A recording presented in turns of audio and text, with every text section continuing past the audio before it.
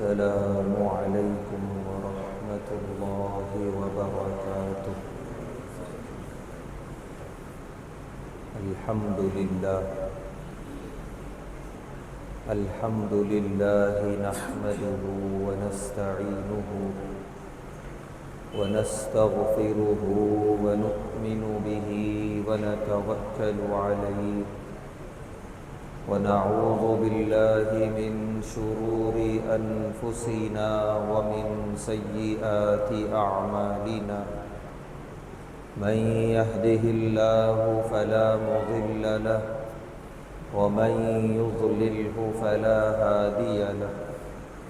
ونشهد أن لا إله إلا الله وحده لا شريك له.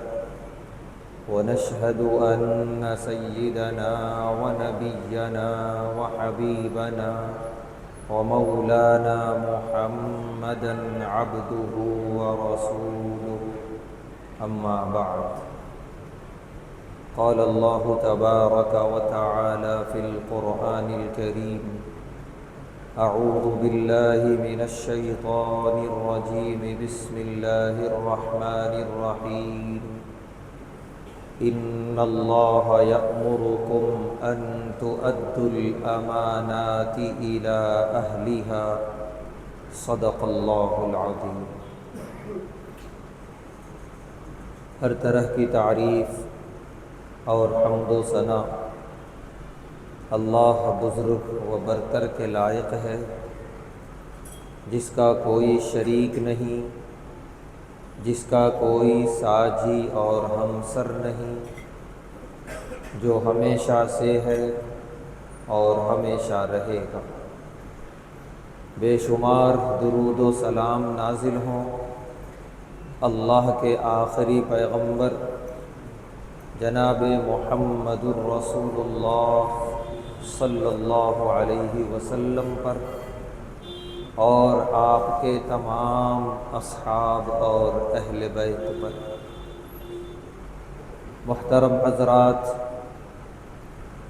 انسان شب و روز مختلف قسم کے اعمال کرتے ہیں، اچھے اعمال بھی کرتے ہیں، برے اعمال بھی کرتے ہیں، اور حدیث شریف میں ہے اچھے اعمال انسان کی زندگی میں برکتیں لاتے ہیں، آسانیاں لاتے ہیں، جبکہ برے اور گناہوں والے اعمال انسان کی زندگی میں بے برکتی لاتے ہیں، مشکلات لاتے ہیں۔ ہم انسان مادی دور میں جی رہے ہیں،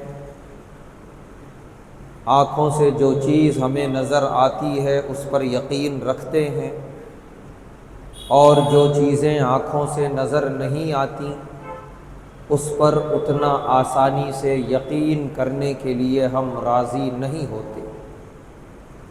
مثال کے طور پہ آگ لگی اور اس نے سامانوں کو جلا دیا، یہ ہماری آنکھ کے سامنے ہے، ہمیں یقین ہے کہ یہ جو سامان ضائع ہوا ہے، جلا ہے، یہ آگ لگنے کی وجہ سے، کیونکہ ہم نے اپنی آنکھوں سے اسے دیکھا ہے۔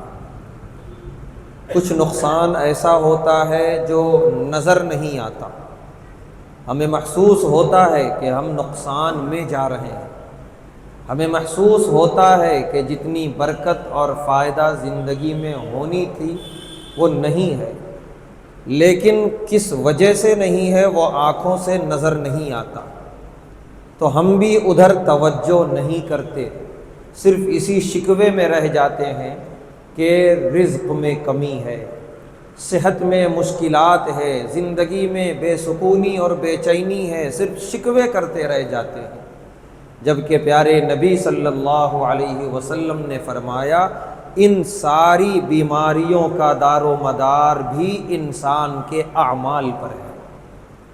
انسان اپنا عمل نہیں دیکھتا میں کیا کر رہا ہوں، ان بداعمالیوں کی وجہ سے، برے اعمال کی وجہ سے اس کی زندگیوں میں پریشانیاں ہوتی ہیں، مصیبتیں ہوتی ہیں، مشکلات ہوتی ہیں، لیکن چونکہ آنکھوں سے نظر نہیں آتا، جیسے آگ لگی سامانوں کو جلایا اور آنکھوں سے نظر آیا، ویسا کچھ آنکھوں سے نظر نہیں آ رہا ہے، اسی لیے آدمی ادھر توجہ نہیں دیتا، اس پر یقین نہیں رکھتا۔ تو ہم ایک ایسی امت ہیں جن کو ایمان بالغیب سکھایا گیا کہ بہت ساری چیزیں ہیں جو آنکھوں سے نظر نہیں آتی، لیکن اس پہ ایمان رکھنا ہے، اور اس لیے رکھنا ہے کہ وہ باتیں بتائی ہیں اللہ نے اور اللہ کے رسول صلی اللہ علیہ وسلم نے۔ تو اللہ کے رسول صلی اللہ علیہ وسلم نے ہمیں بہت سارے گناہوں کے وبال اور اس کے نقصانات بتائے ہیں۔ انہی میں سے ایک گناہ ہے، ایک بدعمل ہے کہ جو سیدھے ہماری زندگیوں پہ اثر انداز ہوتا ہے، ہمارے رزق میں بے برکتی پیدا کرتا ہے، ہماری صحت میں آزمائشوں سے دوچار کرتا ہے، ہماری زندگیوں میں بے سکونی لاتا ہے، چلتے ہوئے کاروبار کو نقصان کا شکار کرتا ہے۔ ایک بدعمل ہے، ایک گناہ ہے جسے کہا جاتا ہے امانت میں خیانت۔ بہت عام سا جملہ ہے، بہت سنتے ہیں اور بہت اسے مانتے بھی ہیں، لیکن اپنی زندگیوں میں ہم کبھی محاسبہ نہیں کرتے کہ ہماری زندگیوں میں امانت کتنی ہے اور خیانت کتنی ہے۔ صحابہ فرماتے ہیں پیارے نبی صلی اللہ علیہ وسلم کے ہر خطبے میں یہ جملہ ہوتا تھا، لا ایمان لمن لا امانت لہ، جس شخص کے پاس امانت نہیں ہے اس کے پاس ایمان نہیں ہے۔ امانت داری اتنی اہم ترین چیز ہے۔ حضرت علی رضی اللہ تعالیٰ عنہ فرماتے ہیں دو چیزیں ہیں، دو بداعمالیاں، دو گناہ جو انسان کو فقر و فاقے میں مبتلا کر دیتی ہیں، تنگ دستی میں۔ پہلی چیز حضرت علی رضی اللہ تعالیٰ عنہ نے ارشاد فرمائی امانت میں خیانت، اور دوسری چیز جھوٹ، کہ جب آدمی امانت داری کو ملحوظ نہیں رکھتا اور زبان پہ جھوٹ جاری کر دیتا ہے، پھر اسے فقر و فاقے سے، تنگ دستی سے، نقصان سے کوئی نہیں بچا سکتا۔ تو یہ چیز ہے جو ہمیں ہماری آنکھوں سے نظر نہیں آتی، لیکن ہم صبح و شام یہ کرتے ہیں، اس گناہ میں مبتلا ہیں، اور دوسری طرف ہماری زندگی میں یہ شکوے ہیں کہ بے سکونی ہے، بے اطمینانی ہے، وہ فائدہ اور وہ برکت نہیں ہے جو ہونی چاہیے رزق میں، صحت میں، گھر کے اندر، کاروبار میں، یا جہاں بھی ہم دیکھ رہے ہوں۔ ایک مرتبہ ہم محاسبہ کریں کہیں ہماری زندگی میں امانت میں خیانتیں تو نہیں ہیں۔ اس سلسلے میں شریعت کیا کہتی ہے، قرآن کا کیا اصول ہے، اس پر ایک مختصر سا ہم نظر ڈالیں۔ میں نے جو آیت کریمہ پڑھی ہے یہ سورہ نساء کی آیت ہے۔ اس کے نازل ہونے کا ایک خاص واقعہ اور ایک خاص وجہ ہے۔ آیت یہ ہے ان اللہ یأمرکم ان تؤدوا الامانات الی اہلہا، اللہ تمہیں حکم دے رہے ہیں کہ تم امانتوں کو ادا کرو۔ صحابہ فرماتے ہیں کہ مکی زندگی میں جب ابھی ہجرت نہیں ہوئی تھی، ابھی اسلام بہت کم لوگوں نے قبول کیا، ابھی اسلام مغلوب تھا، مظلوم تھا مکۃ المکرمہ میں، تو وہاں معمول یہ تھا کہ حرم میں بت رکھے ہوئے تھے، خود کعبۃ اللہ جیسی پاکیزہ جگہ میں بھی کفار نے بت رکھ دیے تھے۔ ہفتے میں ایک دن کعبۃ اللہ کا دروازہ کھولا جاتا تھا اور قطار لگا کے، لائن لگا کے لوگ کھڑے ہو جاتے، ایک ایک کو موقع دیا جاتا کعبۃ اللہ کے اندر داخل ہونے کا۔ وہ اندر جاتے، اندر بھی بت رکھے ہوئے تھے، اپنے اپنے طریقے سے ان بتوں کے سامنے سر جھکاتے، پوجا کرتے، باہر نکل جاتے۔ ایک مرتبہ اسی قطار میں کھڑے ہو گئے پیارے نبی صلی اللہ علیہ وسلم، اور جب آپ کا موقع آیا اندر داخل ہونے کا تو کعبے کے دروازے کی چابی جن کے پاس تھی وہ تھے عثمان بن ابی طلحہ۔ ابھی انہوں نے اسلام قبول نہیں کیا تھا، انہوں نے روک دیا پیارے نبی صلی اللہ علیہ وسلم کو کعبۃ اللہ میں داخل ہونے سے۔ فرمایا آپ تو مانتے ہی نہیں ہمارے مذہب کو، ہمارے بتوں کو، تو آپ کیوں جائیں گے؟ آپ نہیں جا سکتے۔ پیارے نبی صلی اللہ علیہ وسلم وہاں سے الگ ہو گئے۔ یہ جملہ کہا آپ نے کہ اے عثمان یاد رکھو ایک دن آئے گا یہ چابی میرے پاس ہوگی، یہ کعبۃ اللہ کا نگہبان میں ہوں گا، پھر میں جسے چاہوں گا کعبے کی چابی دوں گا اور جسے چاہوں گا نگہبان بناؤں گا۔ ایک ایسے موقع پہ آپ نے جملہ ارشاد فرمایا کہ بظاہر دنیا کی نظر سے دیکھا جائے تو ایسا ممکن نہیں تھا، اتنا آسان کہ اتنے حالات بدل جائیں، کہ مسلمانوں کو اتنا غلبہ حاصل ہو جائے، اسلام اتنا جو ہے بلند ہو جائے، سوچ نہیں سکتے تھے لوگ۔ لیکن پیارے نبی صلی اللہ علیہ وسلم نے فرمایا ایک دن آئے گا ایسا۔ عثمان ابن ابی طلحہ کے چہرے پہ مسکراہٹ آئی اور انہوں نے کہا کہ یہ مشکل ہے، یہ ممکن نہیں ہے، بات ختم ہو گئی۔ پھر پیارے نبی صلی اللہ علیہ وسلم کبھی نہ قطار میں کھڑے ہوئے نہ اندر گئے۔ بعض کتابوں میں لکھا ہے کہ عثمان ابن ابی طلحہ نے پھر پیارے نبی صلی اللہ علیہ وسلم سے عرض کیا کہ آپ تشریف لے جائیے کعبۃ اللہ میں۔ آپ پھر اندر تشریف لے گئے اور آپ نے اللہ کے حضور جو بھی سجدہ وغیرہ کیا ہوگا اور پھر آپ باہر تشریف لائے۔ لیکن وہ جملہ آپ نے فرمایا عثمان ابن ابی طلحہ کو کہ ایک دن آئے گا کہ یہ چابی میرے پاس ہوگی۔ سالوں گزر گئے، ہجرت ہوئی، ہجرت کے بعد بھی کئی سال گزرے، موقع آیا فتح مکہ کا۔ پیارے نبی صلی اللہ علیہ وسلم پوری شان و شوکت کے ساتھ اور ایک بڑے لشکر کو لے کر صحابہ کرام کے مکۃ المکرمہ میں فاتحانہ داخل ہوئے۔ وہ دن ایسا دن تھا جب کفر مغلوب تھا، دبا ہوا تھا اور اسلام غالب تھا الحمدللہ۔ حرم میں داخل ہوئے اور اس کے بعد حضرت علی رضی اللہ تعالی عنہ سے فرمایا کہ جاؤ کعبے کی چابی لے کر آؤ۔ عثمان ابن ابی طلحہ جو حرم ہی کے اندر تھے، جیسے ہی انہیں معلوم ہوا کہ کعبے کی چابی مانگی جا رہی ہے، وہ تیزی سے نکلنے لگے باہر حرم سے کہ مجھ سے چابی نہ لی جائے۔ ان سے زیادہ تیزی سے دوڑتے ہوئے حضرت علی رضی اللہ تعالی عنہ ان کے پاس آئے اور چابی لے کر گئے۔ کعبۃ اللہ کا دروازہ کھولا گیا، پیارے نبی صلی اللہ علیہ وسلم نے کعبۃ اللہ کو پاک اور صاف فرمایا، اندر آپ نے نماز ادا فرمائی، اس کے بعد آپ باہر تشریف لائے۔ چونکہ فتح مکہ کے موقع پہ بہت ساری ذمہ داریاں دی گئیں، کیونکہ اب وہ اسلام کے زیر نگیں آ گیا تھا، وہاں کا گورنر بنایا گیا، حرم کا امام متعین کیا گیا، حرم کا مؤذن متعین کیا گیا، اور بھی بہت ساری ذمہ داریاں دی گئیں۔ اب موقع تھا کعبۃ اللہ کی چابی دینے کا کہ یہ شرف اور یہ عزت کس کے حق میں آتی ہے اور کس کے حصے میں آتی ہے۔ پیارے نبی صلی اللہ علیہ وسلم باہر تشریف لائے اور آپ نے حضرت علی رضی اللہ تعالی عنہ سے فرمایا کہ جن سے چابی لیے ہو انہی کو واپس بلاؤ۔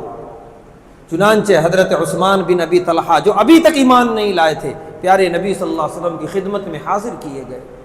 پیارے نبی صلی اللہ علیہ وسلم نے آیت پڑھی یہی جو ابھی خطبے میں پڑھی گئی ہے سورہ نساء کی، ان اللہ یأمرکم ان تؤدوا الامانات الی اہلہا۔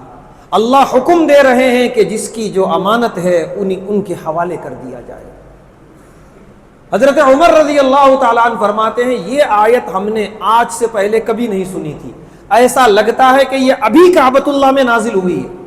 اور علماء مفسرین لکھتے ہیں کہ کچھ آیتیں ایسی ہیں جو کعبۃ اللہ میں نازل ہوئی ہیں، جس میں یہ آیت بھی ہے کہ جبرائیل امین کعبۃ اللہ میں تشریف لائے اور لا کر انہوں نے یہ عرض کیا کہ اللہ حکم دے رہے ہیں امانتیں ادا کی جائیں، اور یہ پہلی امانت چابی کی شکل میں کعبۃ اللہ کی۔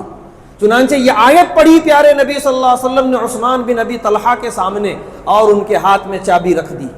کتابوں میں لکھا ہے کہ جلیل القدر صحابہ موجود تھے اور ہر ایک متمنی تھے، خواہش مند تھے کہ یہ قسمت اور یہ شرف میرے حصے میں آ جاتا، کاش کعبۃ اللہ کی چابی مجھے مل جاتی، کیونکہ صرف ایک فرد کی بات نہیں تھی، پورے خاندان کی بات تھی کہ جس کے حصے میں آئے گی تا قیامت اسی کے خاندان میں چلتی رہے گی، کوئی معمولی شرف نہیں تھا یہ۔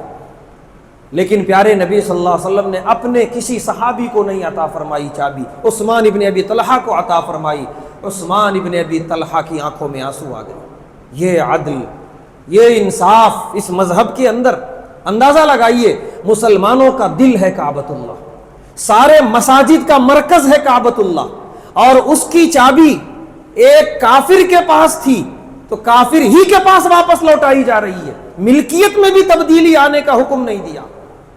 آج دنیا والے اسلام کو بدنام کرتے ہیں، اسلام یہ حکم دیتا ہے نعوذ باللہ دہشت گردی کا، نعوذ باللہ سختی کا، تشدد کا، نہ جانے کیا۔ انصاف کی عینک لگا کے اگر ہمارے مذہب اسلام کو پڑھے تو وہ خود کہیں گے جتنا انصاف اور عدل اس مذہب میں کسی میں نہیں۔ پیارے نبی صلی اللہ علیہ وسلم حاکم بن چکے تھے کعبۃ اللہ کے۔ آج کوئی حاکم بنتا ہے کسی علاقے کا سب سے پہلے مخالف مذہب کے مذہبی اداروں پہ حملے، ان کے مذہبی مقامات پہ بلڈوزر چلایا جاتا ہے، یہ بتانے کے لیے کہ اب ہم حاکم بن گئے ہیں۔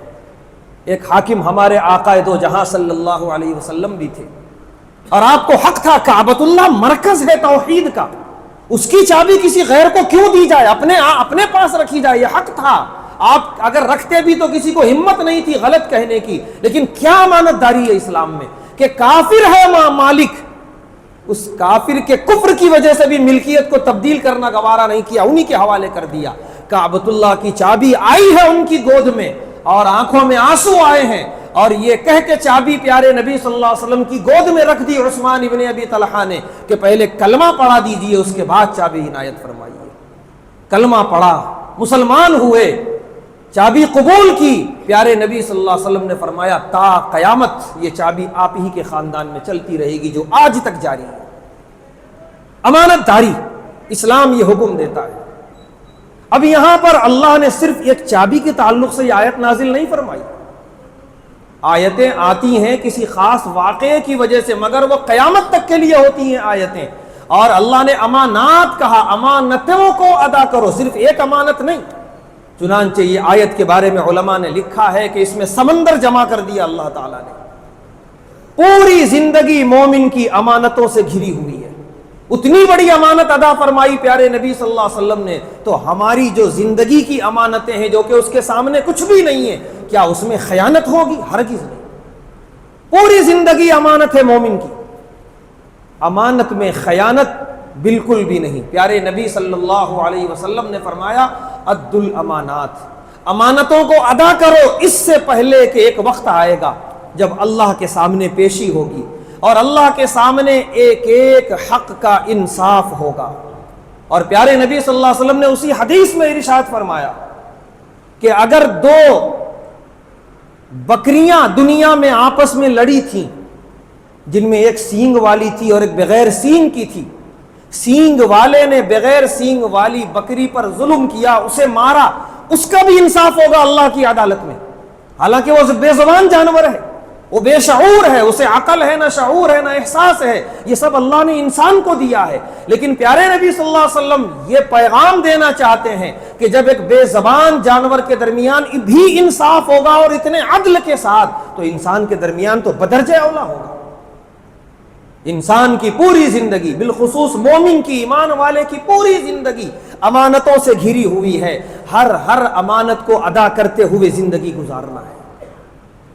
پیارے نبی صلی اللہ علیہ وسلم نے فرمایا کل قیامت کے دن جب تک ایک بندہ، ایک بنی آدم 5 سوالوں کا جواب نہ دے دے، اس کے قدم اللہ کے پاس سے نہیں ہٹیں گے، اور یہ 5 امانت ہیں ایک مومن کے پاس، ایک ابن آدم کے پاس۔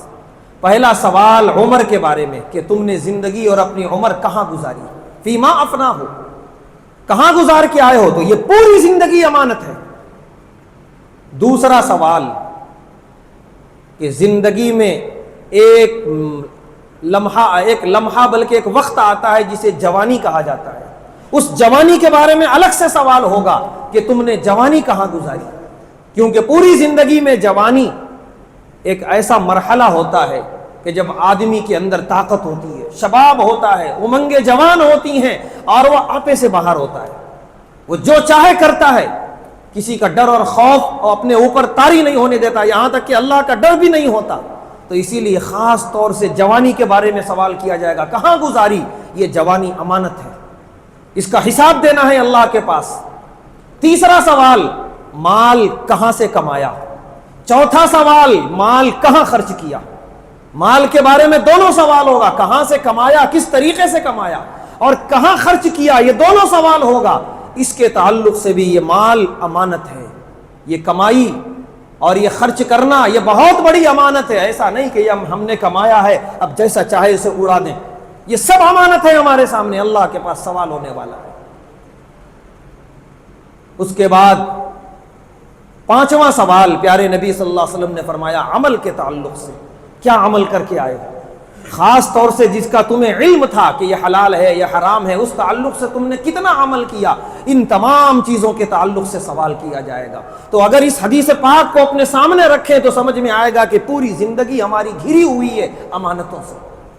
کوئی کام نفسانی خواہش کے مطابق، شیطانی وسوسے کے مطابق نہیں کرنا ہے، اللہ اور اللہ کے رسول صلی اللہ علیہ وسلم کے فرمان کے مطابق کرنا ہے۔ پھر بالخصوص احادیث کے اندر الگ الگ موقع پہ پیارے نبی صلی اللہ علیہ وسلم نے متنبہ فرمایا۔ آپ نے فرمایا اولاد امانت ہے، ایک بہت بڑی نعمت ہے اولاد اللہ تبارک و تعالیٰ کی طرف سے، جتنی بڑی نعمت ہے اتنی بڑی امانت ہے۔ اولاد کے تعلق سے تم نے کیا حق ادا کیا؟ اور اگر اولاد کے تعلق سے امانت میں خیانت کی ہے تو اللہ نے فرمایا یا ایھا الذین آمنوا قوا انفسکم واہلیکم نارا، تم سے تمہارے بارے میں بھی سوال ہوگا، تمہارے اہل و اولاد کے بارے میں بھی سوال ہوگا۔ آج کل ہر ایک کی زبان پر بچے بگڑ رہے ہیں، بچے اب پہلے زمانے کی طرح نہیں ہے فرما بردار اطاعت گزار، لیکن کیا جیسا کہ شروع میں بات کہی گئی کہ ہر کمی کے پیچھے ہمارا اپنا عمل ہوتا ہے۔ پیارے نبی صلی اللہ علیہ وسلم نے فرما دیا، ایسا نہیں ہے کہ کوئی گناہ زبردستی یا کوئی مصیبت زبردستی مسلط کی گئی ہے، نہیں، ہم ہیں دعوت دینے والے۔ کبھی ہم نے غور کیا کہ ہم اپنی اولاد کے تعلق سے کتنے فکر مند ہیں، اس امانت داری کے تعلق سے ہم کتنے زیادہ فکر مند ہیں؟ آج بچے بگڑ رہے ہیں، بچے نماز نہیں پڑھ رہے ہیں، وجہ یہ ہے وہ خود دیکھتے ہیں ماں باپ نماز نہیں پڑھتے۔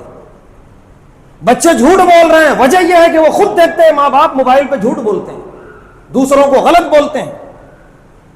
بچے غلط کام کر رہے ہیں صبح سے شام تک، کیونکہ وہ ماں باپ کو دیکھ رہے ہیں غلط کرتے ہوئے، وہ اپنے بڑوں کو دیکھ رہے ہیں، بڑے بھائیوں کو دیکھ رہے ہیں غلط کرتے ہوئے۔ تو بچے ہیں، وہ اتنے پہ نہیں رکیں گے، وہ 10 قدم آگے بڑھنے کی کوشش کریں گے۔ تو لہذا بچے بگڑ رہے ہیں کہنا آسان ہے، لیکن ہم خود کتنا بگاڑ رہے ہیں یہ سوچنا بڑا مشکل ہے۔ اس کے لیے ہم تیار نہیں ہیں محاسبہ کرنے کے لیے۔ یہ امانت ہے، یہ بچے ہمارے پاس، یہ بنیں گے تو وہ بھی ہماری ہی وجہ سے، یہ بگڑیں گے تو بھی ہماری ہی وجہ سے۔ اگر بن گئے اللہ کا بہت بڑا کرم، اگر بگڑ گئے سوال اللہ کے پاس ہوگا، بچوں سے بھی ہوگا اور ہم سے بھی ہوگا، ہم نے کتنی ذمہ داری ادا کی ان کے تعلق سے۔ عہدہ ہے، ذمہ داریاں ہیں، عہدے ملتے ہیں، عہدہ دار خوشی سے بے قابو ہو جاتے ہیں، نہ جانے کتنا ناچتے گاتے ہیں، لیکن کیا معلوم کہ عہدہ کتنی بڑی چیز ہے۔ ہم اپنے اکابرین کو دیکھیں، خلفائے راشدین کو دیکھیں کہ عہدوں سے اس طرح بھاگتے تھے جیسے آدمی سانپ کو دیکھ کر بھاگتا ہے۔ جب حضرت عمر بن خطاب رضی اللہ تعالیٰ عنہ کا نامزد کر دیا ابو بکر صدیق رضی اللہ تعالیٰ عنہ نے کہ میرے بعد وہ خلیفہ ہوں گے، حضرت عمر بن خطاب رضی اللہ تعالیٰ عنہ آنکھوں میں آنسو لائے، ابو بکر صدیق رضی اللہ تعالیٰ عنہ کے پاس بیٹھے تھے اور بار بار سوال کر رہے تھے میرا نام کیوں نامزد کیا گیا۔ آخر میں انہوں نے یہاں تک کہہ دیا آپ اللہ کے پاس جا رہے ہیں، اللہ سوال کر دیں گے کسے بنا کے آئے ہو اپنے بعد خلیفہ۔ یہاں تک انہوں نے کہہ دیا کہ کاش میرا نام ہٹا دیں۔ سیدنا ابو بکر صدیق رضی اللہ تعالیٰ عنہ نے فرمایا میں جواب دوں گا اللہ کو روئے زمین پر جو سب سے بہتر تھا اسے بنا کے آیا ہوں۔ تو عہدہ کوئی معمولی چیز نہیں، لیکن عہدوں پر بیٹھ گئے۔ اب اس کے بعد کیا حق ہے، کیا انصاف ہے، کیا عدل ہے، اس عہدے کی کیا ذمہ داریاں ہیں، اس سے کوئی لینا دینا نہیں، بس عہدہ ملنے کی دیر ہے، اس کے بعد اپنی منمانی ہو رہی ہے۔ پیارے نبی صلی اللہ علیہ وسلم نے فرمایا قیامت کی نشانیوں میں سے یہ نشانی ہوگی کہ نااہلوں کو عہدے دیے جائیں گے۔ چنانچہ اسی زمانے میں ہم جی رہے ہیں، اوپر سے ہی خیانتیں چلی آتی ہیں، رشوت کا بازار اوپر سے ہی گرم ہے، اوپر والا سب سے زیادہ لیتا ہے، اس کے نیچے والا اس سے کم، اس سے نیچے والا اس سے کم، الغرض پورے کے پورے رشوت خور بیٹھے ہیں اوپر سے نیچے تک۔ یہ امانت میں خیانتیں، بدترین خیانت، اللہ کے پاس اس کا سوال ہوگا اور دنیا میں بھی بھگتنا ہے۔ امانتوں میں خیانت ہوگی، آزمائشیں آئیں گی، رزق میں، آمدنی میں، صحت میں، آل و اولاد میں، آزمائشوں سے گزرنا پڑے گا ہر حال میں۔ ہم کہیں پر ملازم ہیں، کہیں ڈیوٹی کرتے ہیں، کہیں وقت دیتے ہیں، کہیں کام کرتے ہیں، وہ وقت اور وہ کام امانت ہے ہمارے لیے۔ ہم اس میں چوری کر رہے ہیں، وقت پر نہیں جا رہے، وقت سے پہلے نکل جا رہے ہیں، جو کام ہمارے سپرد کیا گیا اس میں کمی کر رہے ہیں، کسی بھی طریقے سے حیلے بہانے سے چھٹیاں مار رہے ہیں اور غلط حیلے اور بہانے پیش کر رہے ہیں، غلط ڈاکٹروں کی رپورٹ بنا کے پیش کیا جا رہا ہے کہ میں بیمار تھا حالانکہ بیمار نہیں تھا، اور تنخواہیں لی جا رہی ہیں۔ یہ وہ ہماری امانت میں خیانت ہے جس کا براہ راست اثر ہماری آمدنی پہ ہوگا۔ ہم غلط کام کریں، ہم ڈیوٹی پوری انجام نہ دیں، ہم ملازمت میں پوری امانت داری نہ کریں اور تنخواہ پوری لیں، کسی مہینے وہ تنخواہ ہمارے کام نہیں آئے گی صحیح طریقے سے۔ یہ اسی دنیا میں اللہ نے انصاف رکھا ہے، جو آخرت میں ہے وہ تو ہے ہی۔ یہ رونا کہ رزق میں برکت نہیں ہے، کاروبار پہلے جیسا نہیں چل رہا ہے، پیسے ویسے نہیں ہے، مصارف نہ جانے کہاں سے آ جا رہے ہیں، پیسے کدھر آ رہے ہیں کدھر جا رہے ہیں۔ وجہ یہ ہے کہ ہم بھی امانت دار نہیں ہیں اپنے کام میں، ہم بھی ہر موقع پر ڈنڈی مارنے کے لیے تیار رہتے ہیں۔ نتیجہ یہ ہے کہ امانت میں خیانت کرنے کی وجہ سے بے برکتی ہم اپنی زندگی میں بھگت رہے ہیں۔ پیارے نبی صلی اللہ علیہ وسلم نے پوری زندگی کے بارے میں فرمایا کہ امانت ہے، تو امانت میں خیانت بالکل نہیں ہونی چاہیے، چاہے وہ کسی بھی مرحلے میں ہو۔ ہم گھر کے بڑے ہیں، گھر کے ایک ایک چیز کی ذمہ داری کا ہمیں احساس ہو۔ ہم کہیں معلم پڑھانے والے ہیں، وہ ہاتھ کے نیچے جو بچے پڑھ رہے ہیں وہ امانت ہے۔ ہم کسی دکان و مکان کے مالک ہیں، ہمارے ہاتھ کے نیچے جو بھی کام کر رہے ہیں وہ سب ہمارے لیے امانت ہیں۔ ان سب کے ساتھ امانت داری کا معاملہ کیا جائے، سلوک کیا جائے۔ انہی امانتوں میں ایک بہت بڑی امانت تھی ہماری اوقافی جائیدادیں، ہمارے پرکھوں نے وقف کیا تھا۔ اتنی اوقافی جائیدادیں ہیں اس روئے زمین پر کہ ہم تو چھوڑیے غیر کہہ رہے ہیں، ایک تبصرہ کر رہے ہیں کہ یہ اوقافی جائیدادیں جس مقصد سے وقف کی گئی تھیں، اگر وہ مقصد میں استعمال کی جاتی، مقصد کیا تھا؟ مسلم قوم نے جو غربا ہیں، مساکین ہیں، یتیم ہیں، محتاج ہیں، ضرورت مند ہیں، پریشان حال ہیں، مقروض ہیں، جو بھی ان کے کام آیا جائے، چاہے جس طریقے سے نقد کی شکل میں، کسی سامان کی شکل میں، کسی بھی طریقے سے امداد کی ضرورت ہے ان کی امداد کی جائے۔ اگر یہ اوقافی جائیدادیں ان کے صحیح مصارف میں استعمال ہوتی، ملک ہندوستان میں کوئی مسلمان غریب نہ ہوتا۔ یہ ہم نہیں کہہ رہے ہیں، یہ غیر کہہ رہے ہیں، تبصرے کر رہے ہیں وہ لوگ تحقیق کر کے۔ لیکن آج جو مسلمان جتنا غریب تھا اتنا ہی غریب ہے۔ وجہ کیا ہے؟ اوقافی جائیدادوں میں بدترین خیانت۔ غیر بھی، وہ تو ہم سے زیادہ انہوں نے قبضے کیے ہیں، اور ہم بھی کچھ کم نہیں ہیں۔ اوقاف پہ جو جس کو جہاں جتنا موقع ملا لوٹنے کا لوٹ لیا، کہیں عہدے کی زور پہ، کہیں کوئی پہلوان ہے تو اپنے طاقتوں اور کیا ہے قوت کی زور پہ جس کو جتنا سمجھ میں آیا لوٹتا چلا گیا۔ ایکڑوں کی ایکڑیں جائیداد اوقافی قبضہ کر لی گئیں، بیچ دی گئیں، ہواؤں میں اڑا دی گئیں۔ کیا جواب دیں گے اللہ کے پاس؟ نتیجہ یہ ہے کہ جو جتنا غریب تھا وہ اتنا ہی غریب ہے۔ مسلم قوم سب سے پسماندہ قوم ہے اس ملک کے اندر، جبکہ ان کے بنائے ہوئے قلعے آج بھی ہماری شان و شوکت کو ظاہر کر رہے ہیں۔ کہاں چلی گئی وہ شان و شوکت؟ جو تھی وہ تھی، لیکن آج بھی ان اوقافی جائیدادوں کا صحیح مصرف متعین کیا جاتا، جس کو جتنا موقع آیا ناجائز طریقے سے لوٹا۔ عہدہ داروں نے، پہلوانوں نے، اور لینڈ گرابروں نے، اور نہ جانے کن کن لوگوں نے، کچھ زندہ ہیں کچھ قبروں میں چلے گئے، وہ تو اللہ کے پاس جانے کے بعد معلوم ہوگا۔ اب جب کہ امید پورٹل میں رجسٹریشن کا وقت آیا ہے، ایسی بھی جائیدادیں نکل کے آ رہی ہیں کہ آدمی حیران ہے کہ یہ بھی وقف کی تھی، اس میں تو نہ جانے کب سے قبضہ کر کے بیٹھے ہیں یہ لوگ۔ یہ صرف کسی ایک شہر ایک ریاست کی بات نہیں ہے، پورے ملک کے اندر ایسے لوگوں کے چہرے سامنے آ رہے ہیں کہ آدمی حیران رہ جائے کہ یہ بھی اوقاف کی جائیدادیں بیچ کے بیٹھے ہوئے ہیں۔ ہمیں کیا شکوا غیروں سے؟ ایوانوں میں بیٹھ کے اگر وہ قانون بنا رہے ہیں ہم ان سے کیا شکوا کریں گے؟ وہ تو غیر ہے، وہ تو دشمن ہے، وہ تو کرے گا ہی دشمنی۔ علامہ اقبال نے کیا خوب کہا تھا، مجھے رہزنوں سے گیلا نہیں، تیری رہبری کا سوال ہے۔ ہم غیروں سے کیا شکوا کریں گے؟ ہمارے اپنے خود پیٹھ میں خنجر اور سینے پہ خنجر گھونپ کے بیٹھے ہوئے ہیں۔ ایسی جو ہے جائیدادیں ہڑپ کی گئی ہیں کہ بس اللہ کی پناہ، جس کو جتنا موقع ملا وہ لوٹ لیا۔ ہر آدمی جب اس پر تحقیق کرے گا تو وہ یہی کہے گا ایک زبردست ظالم چاہیے تھا جو ان کو مارتا، اور اللہ نے وہی ظالم مسلط کیا ہے۔ آج یہ قانون جو بنا ہے، یہ الگ بات ہے بنانے والے کی نیت خراب ہے، لیکن کیوں بنا؟ وجہ یہ ہے کہ ہم نے موقع دیا۔ اتنی بڑی خیانت امانت میں۔ یہ جو اوقافی جائیدادیں وقف کی جاتی ہیں اس میں غریبوں کا حق ہوتا ہے، صرف غریبوں کا، ایسا بھی نہیں کہ غریبوں کا بڑا حق ہے دوسروں کا بھی ہے، صرف غریبوں کا حق ہوتا ہے۔ لیکن یہ غریبوں کا حق کھا کے دنیا سے چلے گئے، اور نہ جانے کتنے کھا رہے ہیں بیٹھ کر۔ اللہ کے پاس اس کا حساب دینا ہے، اور جب اللہ کے پاس حساب ہوگا، عذاب ہوگا، وہ تو ہے ہی، دنیا میں بھی وہ منحوس ہی رہیں گے، دنیا میں بھی وہ بے برکت ہی رہیں گے، دنیا میں بھی وہ پریشان حال ہی رہیں گے۔ الغرض ہماری ذمہ داری یہ ہے ہم اپنے کاروبار اور تجارت میں امانت داری کا مظاہرہ کریں۔ اللہ نے فرمایا والذین هم لاماناتهم وعہدهم راعون، اپنی امانتوں اور اپنے وعدوں دونوں کی رعایت کرو، اور تجارت کے میدان میں دونوں، جو پیسے ہم کسی کو دینے ہیں وہ امانت ہے، اور جو زبان سے بول رہے ہیں دے دوں گا فلاں تاریخ کو، یہ وعدہ ہے۔ اللہ نے دونوں کو ملا کے بیان کیا، دونوں کی رعایت کرنا ہے، اسی دن دینا ہے اور وہ پورا دینا ہے جتنا باقی ہے، اور اگر نہیں تو روتے رہیے بیٹھ کے زندگی بھر، برکت نہیں ہے، پریشانی ہے، یہ بیماری ہے، وہ ہے، یہ دنیا کا عذاب، اور آخرت کا جو ہے وہ تو رہے گا ہی۔ تو امانت داری کے بغیر نہ تجارت چلے گی، نہ رزق ملے گا صحیح، نہ صحت صحیح رہے گی، نہ آزمائشیں ختم ہوں گی، نہ سکون ملے گا جب تک امانت داری زندگی میں نہ آئے۔ اسی لیے بہت بڑی ذمہ داری ہے، والذین هم لاماناتہم وعہدہم راعون، اپنی زندگیوں میں اپنی امانتوں اور اپنے وعدوں کی رعایت کریں، اس پہ پورا اتریں اور اپنی زندگی کو خوشحال بنائیں اور آخرت کے عذاب سے اپنے آپ کو بچائیں۔ اللہ تبارک و تعالیٰ سے دعا ہے، اللہ تبارک و تعالیٰ ہم تمام کو امانت کا مفہوم سمجھنے اور اس کی اہمیت کو سمجھ کر اس پر عمل کرنے کی توفیق عطا فرمائے، ہر طرح کی خیانتوں سے اللہ ہم سب کی حفاظت فرمائے۔ وآخر دعوانا الحمد للہ رب العالمین۔